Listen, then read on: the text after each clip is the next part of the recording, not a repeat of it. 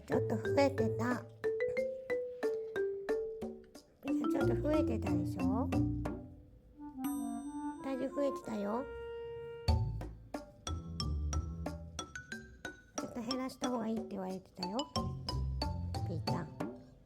健康のためもう5歳になって、ピーちゃんも折り返しに差し掛かるからさ、体重管理しっかりしないと。ちょっと減らしてだって、大きいんだって。